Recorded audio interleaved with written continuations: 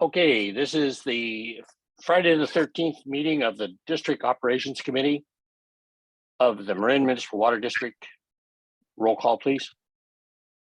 Good morning, Director Kush, Present.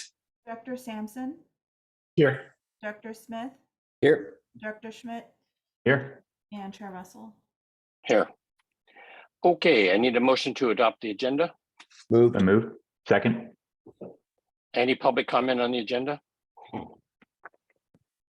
I see none. Roll call, please. Director Kush, Here. Director Sampson, Aye. Director Smith, Here. Director Schmidt, Aye. Chair Russell. Aye. Okay, public comment on items not on the agenda. There Jerry. are none. Okay. Okay, I need a motion to approve the minutes of the December 16th meeting of the DOC. So moved. Second. Any public comment on that? There are none. Roll call, please. Kush, Aye. Sampson, Aye. Director Smith, Aye. Director Schmidt, Aye. Chair Russell. Aye. Okay, amendment number 2 to miscellaneous agreement. Hi, good morning, Directors. Crystal Yesman, Director of Engineering. We have today Steve Messick. He's our IT manager, and he's going to present this item. Steve? Oh, you're muted.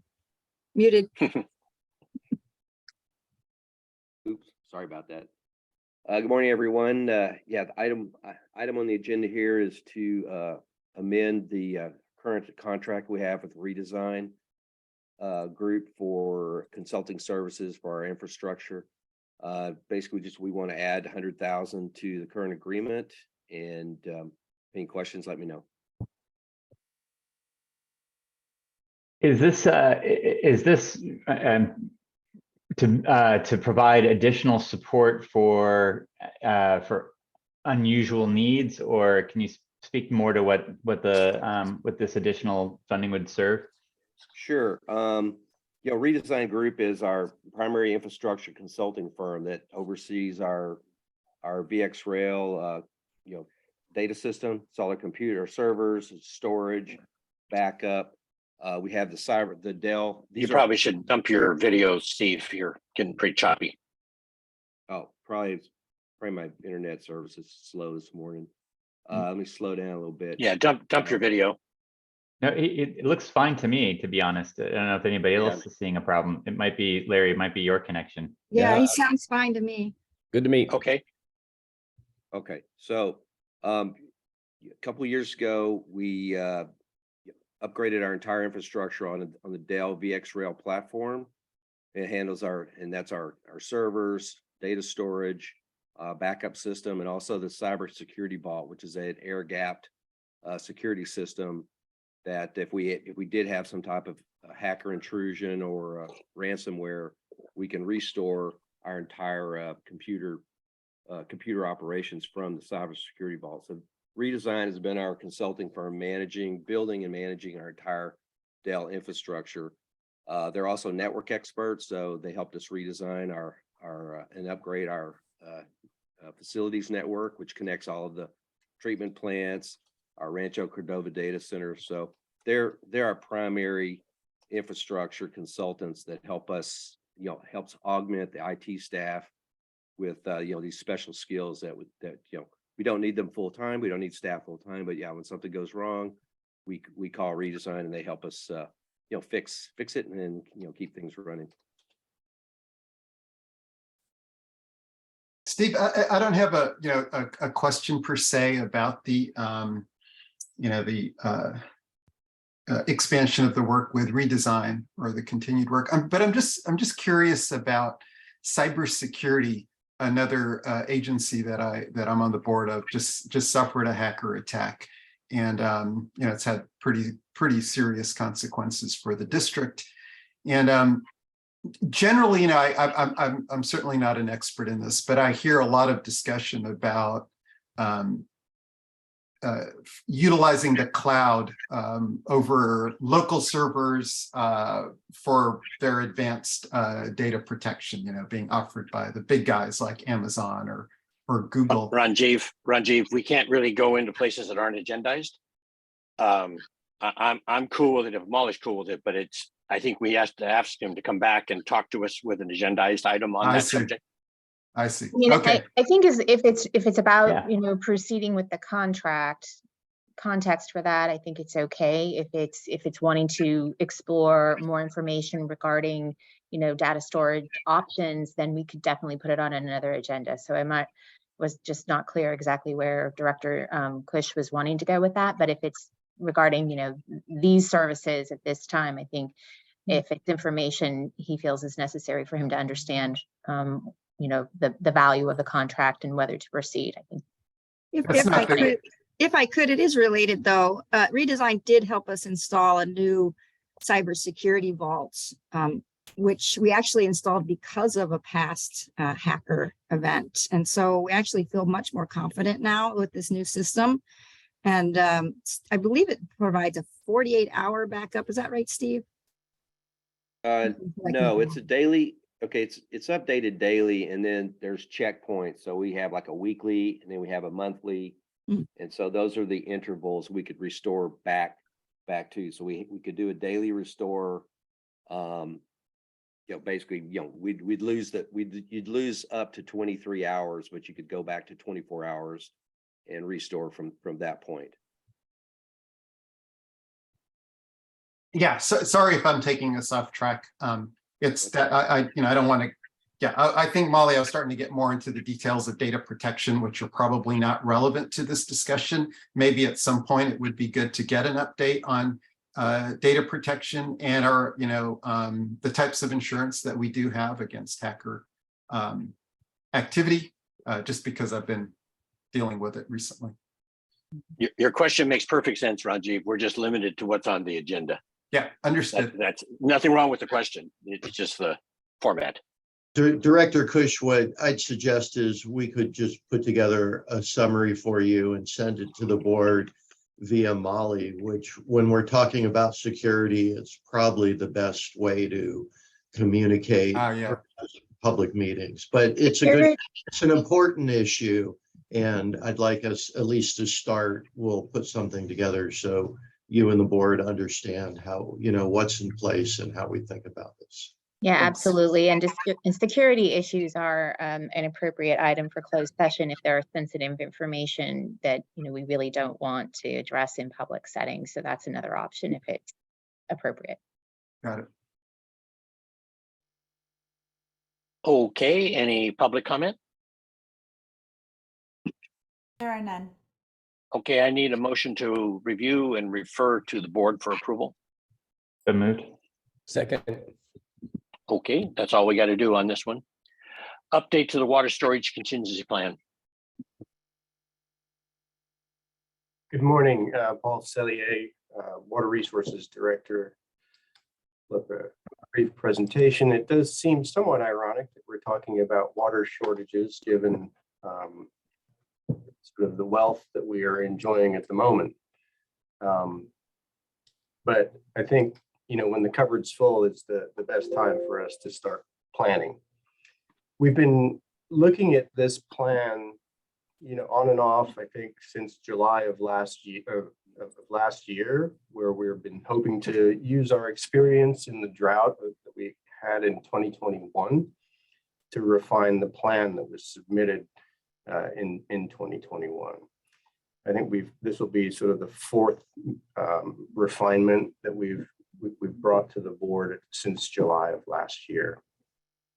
And so today we're going to talk just a quick overview. What is water shortage contingency plan? We'll talk about the shortage levels, the triggers or the points at which you might take action, and then what those actions are. And then a brief look at sort of the process from the board's perspective is how this will work in practice. What will it look like and sort of feel like from the board's perspective? And then we've done our best to take a look at how the proposed triggers, the changes that we're talking about today, might help us in terms of reservoir storage levels as we go on. And as we know, and our experience in many things at the district, communication is an essential component of it. And so we've got a slide on what our sort of comms plan would be, and Adrian will be talking briefly to us about that before we get into the next steps. Okay, so water shortage contingency plans. I think the Urban Water Management Plan Act of 1983 was sort of the benchmark legislation that occurred that started this process. And we've had, we'll see in a minute, we've had a water shortage contingency plan and triggers in place since 1991. But most recently in 2018, the state changed the requirements for the water shortage contingency plans to contain 6 levels of shortage actions. And we submitted a compliant plan in June of 2021.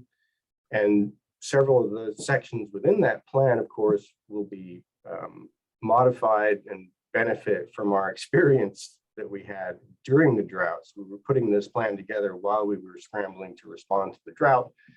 And today, our focus really is on the shortage levels and the response actions. So we'll dive into that, starting with what's in our code at the moment. Although we submitted an updated plan that's compliant with the state requirements for 6 different trigger levels or shortage levels, we didn't update our code because we knew shortly after we'd submitted it that very likely we'll be needing to modify what we've submitted. So we haven't changed the code yet. And so in the code are the trigger levels and stages that we've had since 1991. And you can see here, there are 10%, fairly simple, three levels, 10%, 25%, and up to 50%, with the first 2 levels being triggered by reservoir storage levels on April 1st, and then the shortage emergency being triggered on December 1st at 50%. Over the years since these have been adopted, we've only hit the 10% level trigger in 1991, and then again in 2021. We've never hit the 25% level, and we only hit the 50% trigger level once, and that was in 1991 itself. So as we look forward then to proposed trigger levels, so it seems like perhaps when those trigger levels, those simplified trigger levels from 1991, really we weren't hitting them with a any level of frequency. We barely hit them twice in that period of time. So as we look at trigger levels, we're staying with reservoir storage levels because frankly, that's the most important indicator of our water supply, 75% of that supply. It does provide us a firm basis upon which we can make a decision. We can measure the level in storage very certainly. And when we look at the numbers that we've chosen for the storage level triggers in the first table here at the top, you can see that these are reservoir levels as of April 1st, or whether we're projected to be in the vicinity of those levels. And then the shortage range for what we might be asking for in terms of conservation, up to 10%, up to 20%, and so on, corresponding with the shortage level or stage. So, and Paul, just to be clear, sorry to stop you so quickly in this. Some of these are recommended and others are mandatory. yes, and we'll get to that a little bit. Okay, I think that's just helpful to understand because it creates a different level of responsibility, and some of it's voluntary and versus we are now requiring that of folks. So I think showing that even in this table would probably be helpful so that folks understand the difference. Understood. Yeah, we can certainly do that. This is just a little bit more focused on the actual level itself. But yes, so storage levels. And then as we consider what we've selected in terms of the storage levels itself in the reservoirs, the lower table starts to speak to how often would we hit those. And you can see at 70,000 acre feet or less, there's been 12 occurrences, so roughly 1/3 of the time since 1983, and the major reservoir expansion that we had. So it seems that we would be triggering the 10% voluntary, as Director Schmidt pointed out. The first two stages are voluntary at the moment. So we would be hitting that at the 10% of the time, and then you can see, the number of occurrences. I'm sorry, not 10% of the time, about 1/3 of the time, 30% of the time, we'd be hitting a 10% shortage level. And so you can see that number of occurrences here. And I think that's about the right frequency, of course, open for discussion. Sorry, I'm having to move things around on my screen so I can see what I'm talking about. So with the established level for the triggers in the reservoir, so the reservoir storage level setting the triggers, the other component of a trigger is when during the calendar year would we want that trigger to be applied? And it's a bit of a challenge for us if we were to think about, picking a trigger in January or February, because first of all, demand is very low during those periods. So any actions that we might take in those periods would have fairly minimal effect on demand. There just isn't that much outdoor irrigation. And then secondly, the extreme variability of the rainfall as we're seeing now, we could take action in January or February that we're repealing a month later. This has led us to think about April 1st, which is the date by which about 88% of our rainfall has historically been received.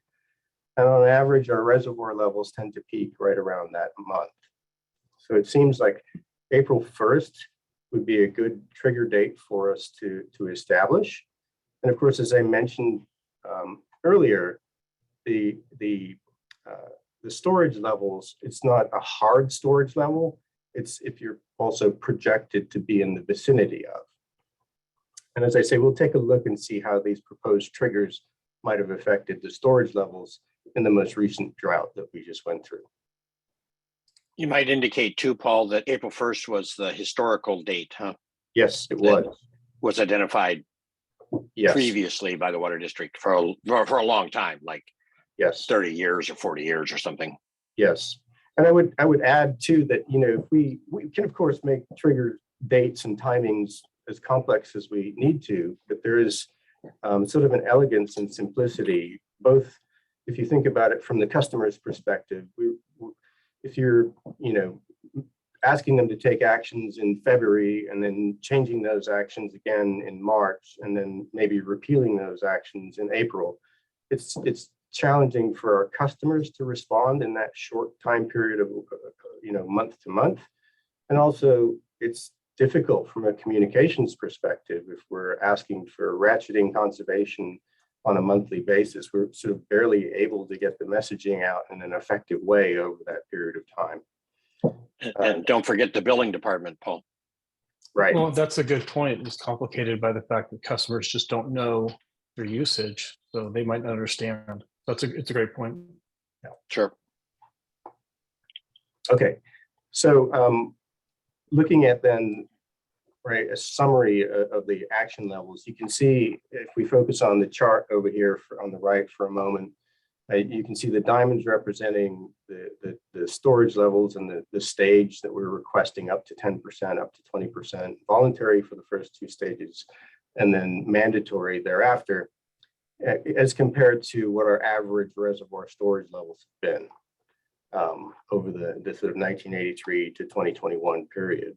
So even though it's a fairly high reservoir storage level, around 70,000 acre feet for the first voluntary stage, on average, we're at 74,000 acre feet. So it does seem like the numbers that we've selected for the different stages do hold up.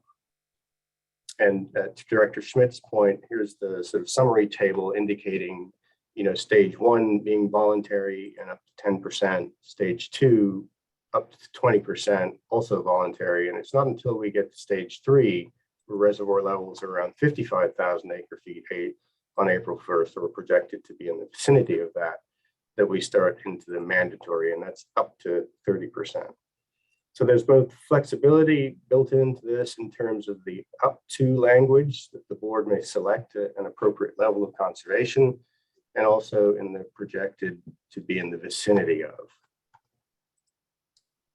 Paul, if I could interrupt for a minute, I think this approach of looking at April 1st as a trigger makes a lot of sense. The up to inclusion, provides for the flexibility, as you've noted.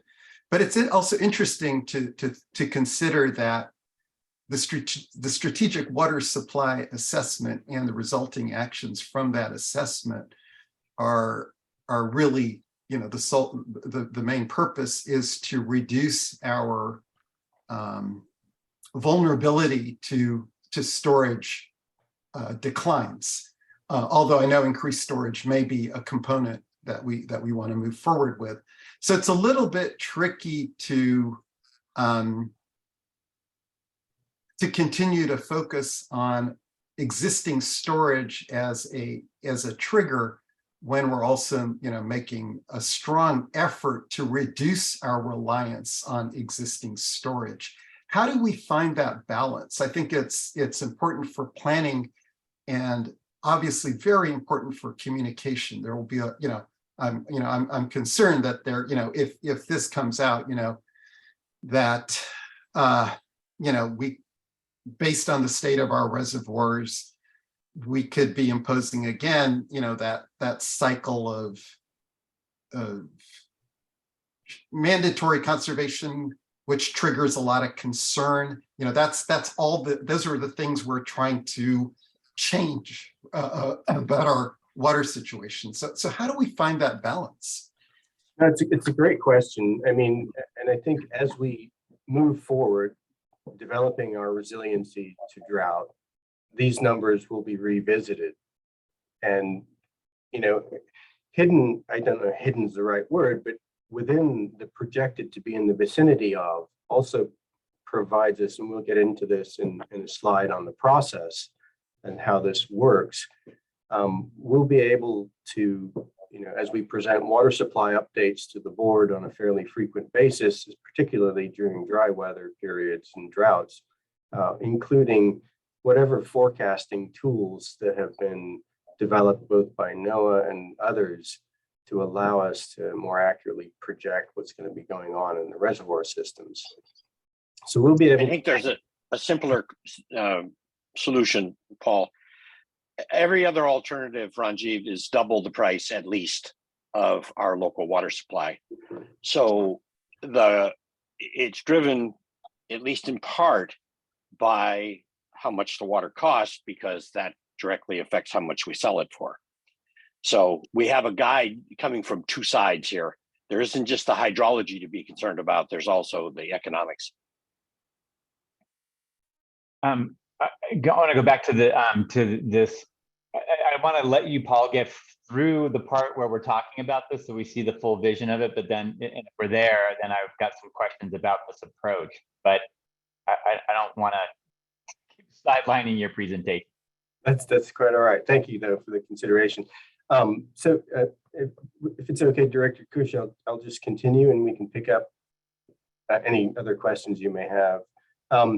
While we're on this slide, I did want to note that we have received a question, particularly around stage 3 for our irrigation customers, and surrounding some of the language that we used. As the board is aware, when we ask customers for a level of conservation or reduction in demand, we have to compare it to a certain period. So from what period are you asking to be reduced, by 10% or 20%, for example? And in one of the slides that in your packet, it indicates that we'd be using an averaging of the last 3 years. And that's a simplification. What I think we need to correct is that it's not merely an average, which could be construed to take into account periods or years when we've already asked for conservation. So we're sort of doubling down or double dipping on conservation. what we need to clarify is that this averaging period, which would be for all of our customers, right? Because all of our customers would be asked to reduce their water use at some point or another, or if they were, they would all be asked to reduce from the same baseline. And that baseline should be, and we'll make sure it's corrected in the plan, and a 3-year average of unconstrained use. So for periods when we're not asking for conservation. And that way we're not sort of double dipping and punitively, punishing our customers unintentionally. So that was just an oversight, and we can clarify that fairly easily, I think. Paul, all right, so, just a couple of quick things on that particular issue, and not speaking to our irrigation customers, because I think there's a lot of detail maybe there, but I think that one of the challenges when we ask people to cut back 20%, it is a challenge for folks to figure out what is 20% of what. And I know that we can look back at past bills. The methodology you just described is the way that would be applied. But I wonder to what extent we can also be putting out there, we also said during the last drought emergency restrictions, we put out there a per capita water use number, which was, I believe we were saying 60 gallons per person per day. And I wonder I feel like that is something that people is more concrete for people to understand, like how much water am I trying to use on a daily basis, and can help them to more visualize what is sort of a conservation focused amount of water use look like. Right. I think that, go ahead. No, so I would like to encourage us to try to think about along with these, are there some numeric targets that we can provide that that would allow people to do, it could be both. I don't think it has to be one or the other. Yeah. Another comment, well, maybe I'll just, do you have any thoughts about that? Is that?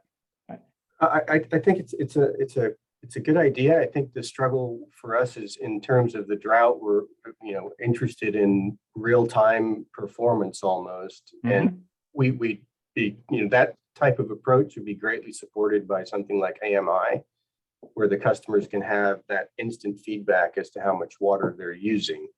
The approach that we've taken and that you've seen certainly in the past drought, and it's continued here in the water shortage contingency plan, is sort of this prescriptions of prohibited water use. So, but we could, I think, it could be both. And I think we did, even in the drought, try to propose some numbers for folks to be thinking about. Yeah. Another comment here, the shortage range. I think having up to 20% voluntary is maybe what we're actually asking is that people at a minimum achieve 20% voluntary. Voluntary is like you do whatever you can do. And so, but maybe it's really at stage 3 where it's not up to 30% mandatory. We're asking people to achieve 30%. Am I correct? We can certainly do that. And we've had those discussions internally. Our feeling is that this provides the board a level of flexibility. For example, the governor, so drought may not be the only, locally, we may not feel we're in drought particularly, but the governor's order to achieve 15% is an example where the board could then just match that and say. So Monty, you're leaving us with the discretion to choose a number below. I get that. yes. Okay. So the message to the public would have a number. Okay. What the number is, the board has flexibility. And it's Okay. important to point out, I think, that our current number is like 124. That's That the was number I recall. pre-drought, that would be the number. I think, I haven't looked at it recently, but I think it was closer to 100. Well, even then, the point is that your number of 60 is a good goal, Monty, but you can see there's a substantial reduction to get from where we are to that number. That's where these numbers start fitting in. So there's a lot that can be done to reduce that number, the GPCD. Yeah, yeah. That's the point I'm trying to get at. We're much above the numbers we're talking about. Yeah, I think on that point, I was just saying maybe we can also pair with this something that's quantitative in a way that helps people on a daily basis to kind of just say like, wow, I took a shower. I've got a 2.5 gallon per minute shower head. I took a 5-minute shower. Like you can do some fun math. I'd combine the two.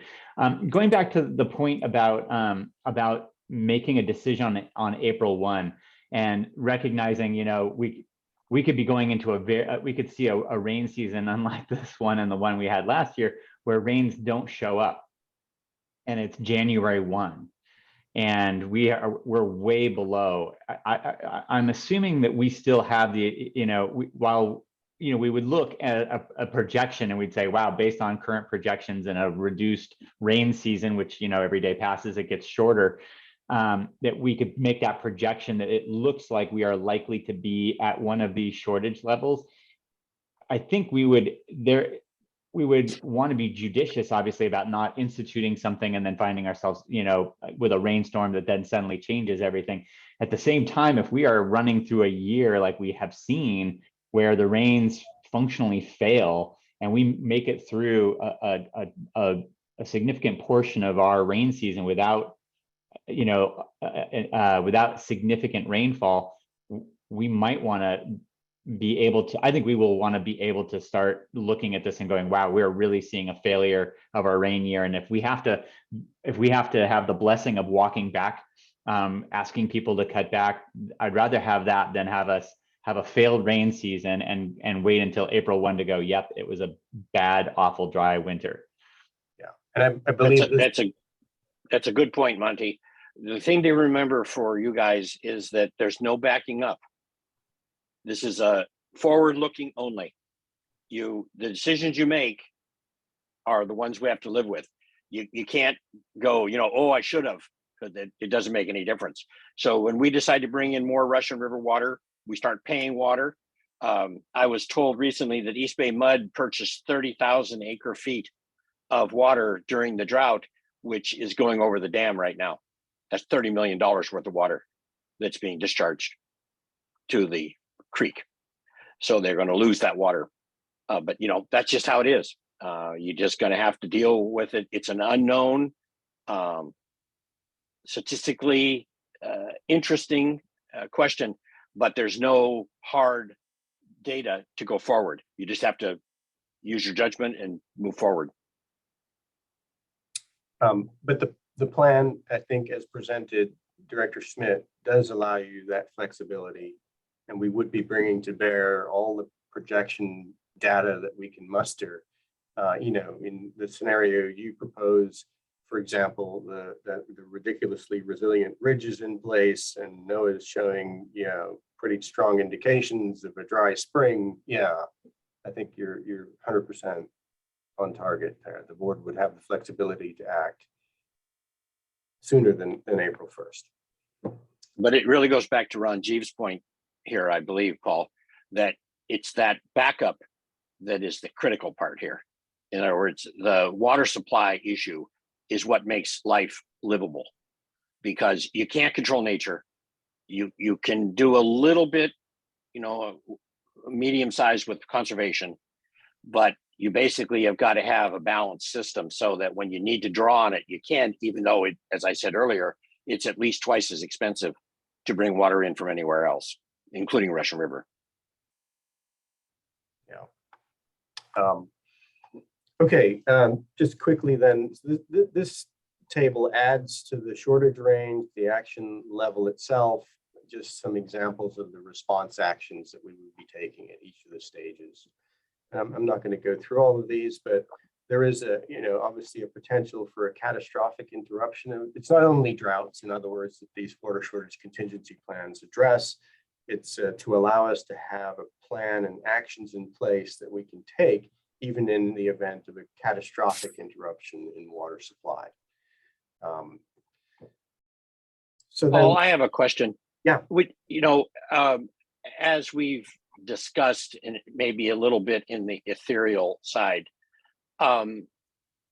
increasing supply, for instance, you're not addressing Russian River here in our storage. You could add the Russian River in as a other storage. In other words, you've got the 70,000 acre feet there, but you could say that we plus the Russian River is equal to the release from some other volume of water, whatever that is, 20,000 or 30,000 more acre feet. Yes, you could, although I think for us, because we've been taking and can always take Russian River water, the reservoir storage levels in a way include, right, that that source. So in other words, because we've been taking a Russian River water, the reservoir levels might remain above 70,000 acre feet, for example. And That's my whole point. right. Perhaps the slide should be retitled "Summary of Proposed Local Water Storage Triggers." Certainly do that. I mean, I don't care about that, but it's Yeah, just yeah, an yeah. observation Yeah. to address that, because it's what said it differently. These are the sources we have in our control. Right. Paul, because no good. You got so much here that's so worthy of talking about. Sorry to keep asking questions. Going back to the irrigation customers. Yeah. I can see a tension between our irrigation customers making efficiency improvements that reduce their water use to the point where they're almost running, with an efficiency akin to drought level management. And then along comes, where we hit we're at stage 3 and we hit a mandatory 30%. And from a business standpoint, you probably almost always want to be able to get yourself right there, and be that efficient just so that there's reliability in your business model. How would we address that, an instance of where you have a business, an irrigation customer that has achieved that kind of level of efficiency, and then having that, and then having them lose another 30%, it disincentivizes them actually taking those steps over the years. How would that be addressed? It's a good question, and I think it's one that reflects that it's very challenging to make plans that are true one size fits all. Mm-hmm. And I think we recognize that both through the drought period that we went through, where we built in variance processes, Mm-hmm. and then just so that's my response to your question. I think we would rely on a variance process to consider these sorts of what I would think would be outliers. Irrigation, just by design, you need a certain volume. In other words, if it's grass for a park or whatever, you're just going to need to have a certain amount of water, and it's not going to be possible for them to get to the level of efficiency that we're talking about. But yeah, we would, I think, rely on the variance process. If, for example, go ahead, Ben, looks like you have something you want to add. Yeah, I'd say for kind of one-off situations, I think the issue is really broader in understanding that, we've talked a lot about this, as we do more and more conservation as part of our baseline, there's less conservation opportunities in terms of drought response. Mm-hmm. And what we ask for customers during extreme droughts become more and more impactful, right? There's not the low-hanging fruit.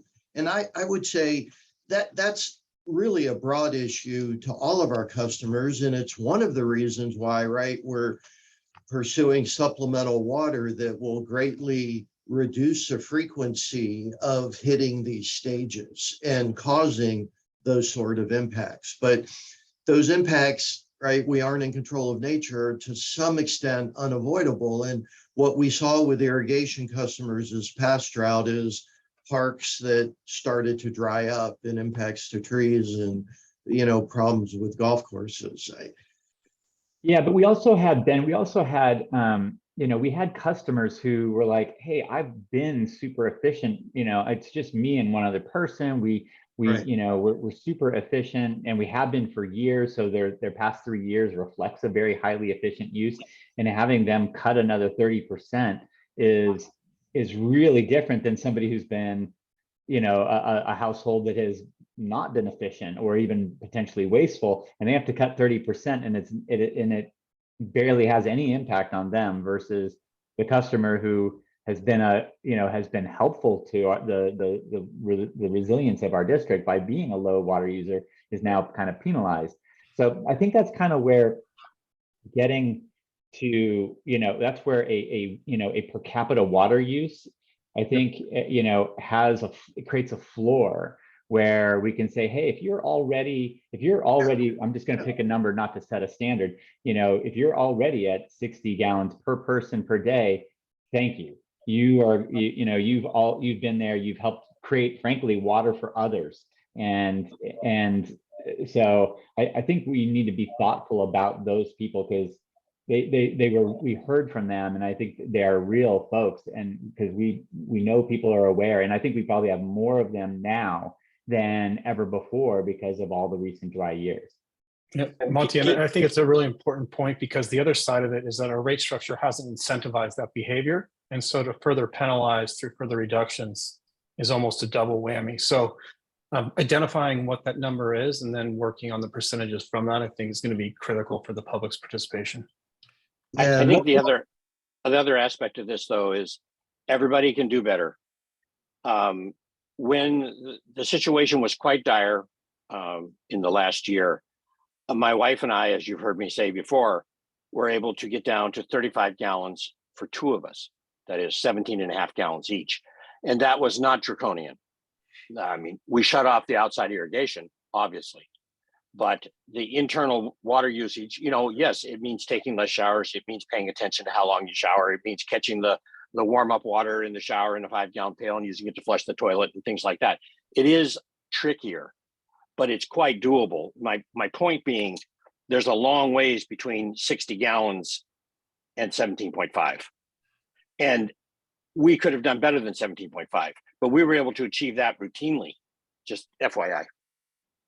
But I think we have to consider, is that the world we want our customers to live in too? And I think that's an important part of it. Yeah. You also got to keep in mind the cost, Pat, because none of this is free. And the analogy I like to use is, imagine Nevada Narrows or Francis Drake. How many lanes would it take to never have a backup of traffic on those 2 locations? Pick either one you wish. You get the idea that you could do it, but the cost would be prohibitive and the amount of usage would be minimal. So it's the same thing with water. You can build and overbuild capacity. The problem is that it just sits there. And as Ben pointed out the other day, reverse osmosis works great as a base supply. It is not a good peaking supply. And if you think of the PG&E situations where they have the gas turbines that produce the peaks, you'll see these jet engines basically sitting on various places, and they meet their peak. Of course, they can't store electricity, so they have to meet all demand. So RO does not work particularly well for that peaking. It doesn't like to be idled. It likes to run and just keep running. So we've got a challenge here on how to address those peaks, how to chop those peaks off. I'm sorry, Ben, you were going to say something. No, I'm good. Thanks. Yeah. Okay. So I think that those are good comments. In respect to the per capita, that is one of the reasons it's sort of a messaging challenge. You've got to put a percentage out there that you're asking for, but the way we go about implementing it is by specific actions that we take. So it is a challenge. We did hear from customers, I'm already efficient, what else can I do? But it's one of the reasons we chose sort of specific prohibitions to. But Paul, yeah, if I could, there's ways, I think, to harmonize this proposal with these comments. For example, in stage 3 mandatory, what's mandatory really mean? It means, well, you have to do it suggest there'd be penalties if you don't achieve it. You could, in that design, in the implementation, you could put floors by which you wouldn't get penalized. So if you're a family of 2 and you get down to X, or a family of 4 and you get down to Y, perhaps a penalty wouldn't be levied. So I do think there's ways, Monty, in the implementation we could address your issue. I think that's Yeah. really important, because we also had people who were like, hey, I don't, I want to decide how to use my allotment, of water. If I want to decide to bathe once a week, but have a vegetable garden or whatever it is, I think, the total use is what we want to get at, and giving people as much flexibility to choose how they use their water, and if you want to really be very good at pulling together, your water from your shower and using that to irrigate your plants. That's, I think we want to give some flexibility, as long as we get, obviously, the reduced water use that we want to see, and is really what is at the core of the objective. And earlier, Monty, you hit exactly on the head, which is, this is really a justification for AMI. AMI makes all the difference in the world to the user. It is, as Matt said, it is very difficult and even unfair to the user to request a reduction when they don't know where they are. They don't know where they're starting. They don't know what their current water usage is. With the AMI, you're able to look at it instantaneously within 15 minutes or something of the time you use the water. It's recorded, and you know how much water you used yesterday. So, without that tool, and unfortunately it's a $20 million tool, without that tool, it's difficult for the customer to conserve in a real-time basis, especially when we only bill every other month. Okay, Paul, I'm sorry to drag this out. that's good. But I do remain hung up on the indicator of, as reservoir storage alone. I just, it may not be possible, but I'm wondering if there are ways to, if there are other indicators such as total water supply, indicators that would account for our ability to import water, say from, I fully understand Larry's concern, a reminder that there are big cost implications if we are relying on that as an indicator. But I'm also concerned that if we really highlight water storage alone as our key indicator, there's an implication there that we continue to remain limited to our available reservoirs, and that's something that we're working so hard to move away from with those supplemental supplies. So it may be too complicated, but I'm just wondering if there are options for an indicator that accounts for other sources. Director Kush, I think there's ways we could address that without kind of reinventing this necessarily. So on stage 1, we could do something like 70,000 acre feet in storage and supplemental supply available, right? And we could distinguish when the supplemental supply starts to get constrained, these numbers maybe would have to shift. But anyway, we can go back and think about it a little bit, how to, at least from an optics standpoint, which maybe is part of where you're going. Yes. That this reflect, we're looking at our supply in total. And Paul is correct too. He's exactly right. These do incorporate the import water. Yes. And that was a very good clarification. I fully get it. I'm not sure that the public would appreciate that unless we can find, as Ben says, a way to include that, clearly in the indicator. Okay. So we've talked a little bit about process, maybe a fair amount, but just hitting again, discretion is intended to be built into the process through the language projected to be in the vicinity of. And I would say when we talk about projections for reservoir levels, to your point, Director Kush, we make an estimation of what import water is available, because that will affect that projected total reservoir storage level. And in dry periods, that number is reduced and so on. So it is factored in, but it's not, it wouldn't be immediately clear in a messaging sense. So we'll be bringing that information to the board with regular water supply updates. The board would also be enacting each shortage level. So just because we're going to be close to a storage level doesn't mean staff is immediately authorized to move forward with the next shortage level. Each shortage level would come to the board, and the board would be determining, based on the information provided and requested, what that conservation level would be. And then, Yeah, just keep in mind though, Paul, as we said, that you cannot see the future. So it's not exactly tummy rubbing, but it's getting close. You know, what I'm trying to indicate to the new board members is that the future is not so determined. These are judgment calls, and you're going to be faced with these judgment calls. And while you would like to have the assured answer that, you know, well, it's going to be dry in March, you don't, and you won't. And we just have to go on the data at hand and the staff's recommendations, and then push forward. yeah, forecasting is challenging, and the district has a history of sort of miracle rainfalls at the last moment, you know, miracle March, right? So then, of course, at some level, right, above the stage, we'll be implementing drought rates. And those are going to be indexed and selected based on the level of water savings requested. And again, this will be brought to the board separate from this process, but as part of the rate setting process, where you'll be developing these drought rates and how they would be indexed to the level of water savings.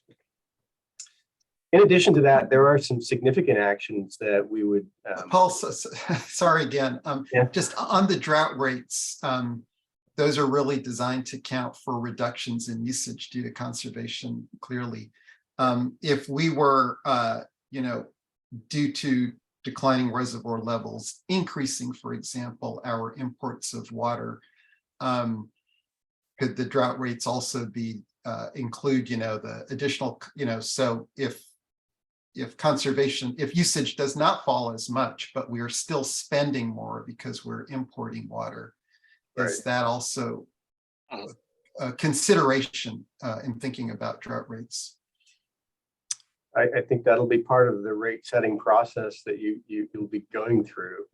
At the moment, drought rates don't kick in. I think maybe it's stage 3 or stage 2. I don't recall at this point. Yeah, stage 2. Stage 2, yeah. Yeah. So It's a very interesting question, Ranjiv. That's a very tricky one. It's very, it seems on the surface too complicated, but you know, if we did start increasing import levels, for example, due to declining reservoir levels, that would be an option to reduce, you know, to be less forceful with the conservation limits.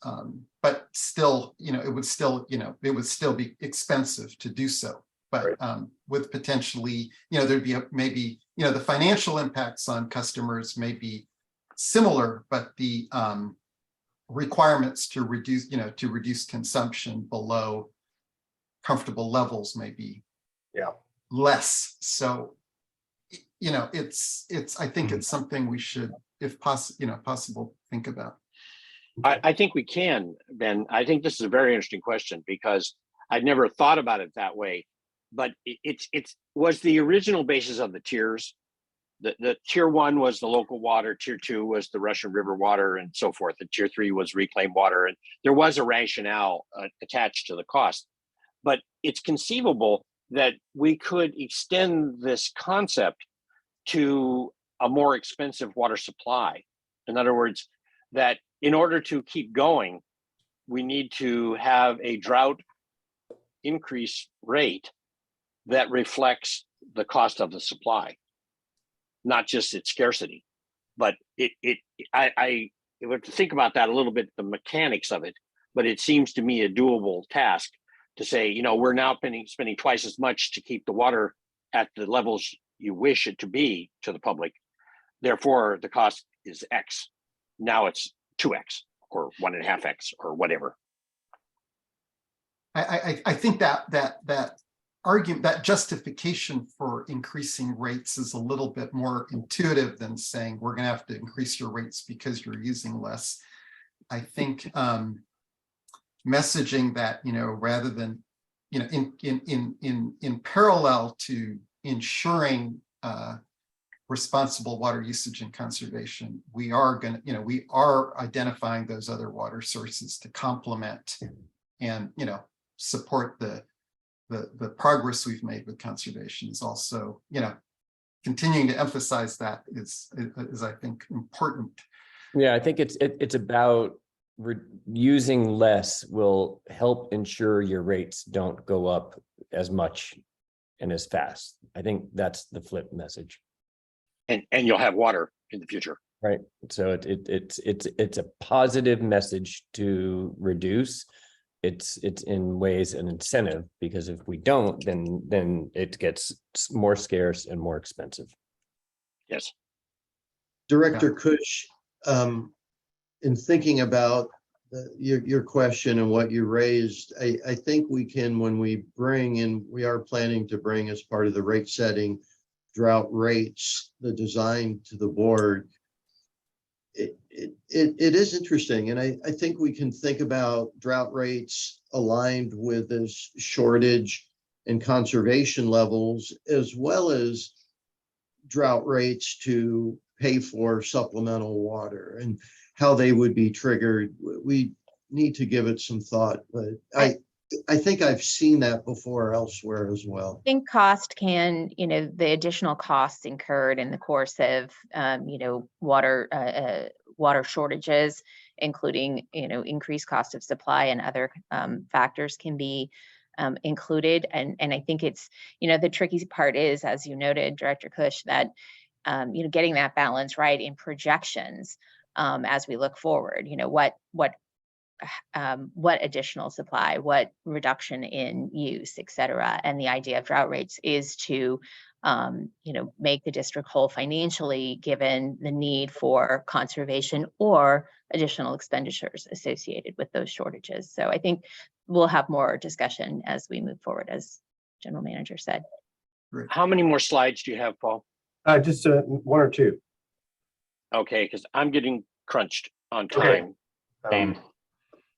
I think this has been a good discussion to this point anyway. Just very quickly, so beyond just the shortage levels, there are some significant actions that the board would be taking independently of the stages. For example, considering a moratorium should we get to that point, or, you know, a temporary urgency change petition to reduce the environmental releases from Kent Reservoir, that sort of a thing. And then, so we put together this slide to try to show the effect of how these triggers would change the storage level in the reservoirs had we had them in 2020. And in 2020, you can see we were very close to the 70,000 acre foot mark, in certainly below average in April 1st, 2020, and it's likely we would have triggered a 10% conservation messaging at that point, which was 10 months sooner than we actually did. And then in February of 2021, we would have been in stage 2, and likely, as we were actually in April of 2021, we hit 40% mandatory. So the black line shows the actual reservoir storage levels, and the dashed line shows, sort of in an idealized sense, this is, you know, not real world. This is us playing with spreadsheets, but this is how we think it could play out in terms of differences in storage levels. And over the period of, you know, April 2020 to October of 2021, about 7,000 acre feet in difference. If everything, you know, went in an idealized sense, what conservation measures we asked for, we achieved. So the triggers can be effective. And if you can tie dollars to that, that is the messaging.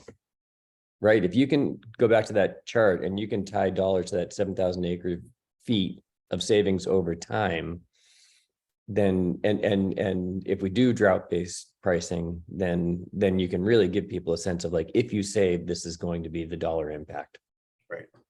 Good point. And also, if that enabled us to forgo acquiring water that we don't need to purchase at higher prices. Okay, so I'm going to just hand it over to Adrian, who can walk us through briefly the communications. As we noted, a lot of this, almost all of it, once the decisions have been made on trigger levels and response actions, is about communication with our customers. Thanks, Paul. Adrian Mertens, Communications Manager. Good morning, directors. So this is really a high-level outline of how we would communicate out to our customers about the plan once both it is adopted, and then also in times of shortage when the plan is actually activated. So two parts here. First, once we have the adopted plan, we would intend to publish a one-pager to our website that would, in simple, clear terms, explain what the plan is, why we have it, what the different trigger points are, and what that would mean, the associated actions for customers. And we would also share that out on our district platforms, article in our e-news and on our social media platforms as well. And then in times of shortages, we use a number of different communications mechanisms prior to actually reaching trigger points. And as we do, first, we would have a dedicated web page for communicating about any sort of shortage. This would be updated frequently to give status updates, explain what measures are in place, what actions the district is taking, what actions customers should take. We would issue news releases on a regular basis at milestones and reaching trigger points, and in sharing our status of our water supply. We'd use our digital communications tools, social media, our district monthly e-news, and other more frequent alerts as urgency was needed. We'd use print communications as well, messages directly on our customer bills, as well as special inserts that go into the customer bill, posters throughout the community, working with partners at point of service locations, communicating about a shortage, and direct mailers to our customers as warranted and as urgency arises. We'd also do paid advertising, both in digital and print publications, our newspapers, magazines local to the area, as well as radio PSAs on our local stations. And then we would develop an outreach toolkit that would have boilerplate messaging, pre-scripted articles, social media posts that we would provide to our public information partners at the County of Marin and cities and towns within our service area, so that they can also help us to amplify our messaging on their own platforms to our customers and really help us in that area. And that is it at a high level. Okay, It thanks. seems to me, Adrian, that we should go ahead and do this stuff. Why not have it in the toolkit ready to go? I mean, unless there's something you see as unique about some event, like, an earthquake did it or something like that would make it a little different. But as far as the drought stuff, it seems to me we should get it cranked out and have it ready to go. Yeah, that's a really good point. Absolutely, it is something on our strategic work plan. We're doing this for this type of urgent situation and others right now, developing boilerplate templates. We have a lot of great information and tools and materials already available that we're looking at as we develop this material from our most recent shortage that we face. So yeah, good point. We don't want to wait till we're in the situation to get that stuff together. Thank you. Okay, and I think I recall a number of Speakers Bureau in the last drought, or I don't know how many we did in the end, but there were a number of direct presentations by staff to town, cities, interest groups, and so on. Staff Sure. and the board. And the board, yeah. You tend to go to the meetings that are in your district. So you accompany staff and generally you have the political connections with the city councils and things. So you make a little presentation to start things off, and then staff picks it up and carries the ball forward. Yeah. So we got some good feedback today. Thank you for that. And as Ben indicated, we'll be taking that and making further refinements. We'll be bringing this plan back to the board for consideration. We do need to adopt the plan, right? There's an element of the drought rates and the drought rate design that needs to be developed. And of course, an ordinance that we need to update as well, that's based on the plan. We're hoping to do this at the upcoming meeting towards the end of February. But as we all know, calendars are slammed at the moment, but we'll do our best to meet that timeline. It's something that we would like to see completed and in the books. We look forward to it, Paul. Yeah, thank you for the feedback today. In the interest of time, I think we should get to public comment. Okay, we have one, Mr. Ed Jamison. Please remember you have 3 minutes, sir. Yes, thanks very much. This was another excellent presentation by staff today. There was some discussion of the need for surge capacity to deal with drought, with a suggestion that desal may not be a reliable source because it needs to be run full on. But many months ago, Jacob said that desal could be shut down for 2 days to a week. A meaningless statement, but suggesting that desal can, in fact, be used with variability that could be a critical component of our drought response. We really need Jacobs to enlighten us in a meaningful way about how far desal can be ratcheted back from full capacity to be held in readiness for when it's needed. Thanks.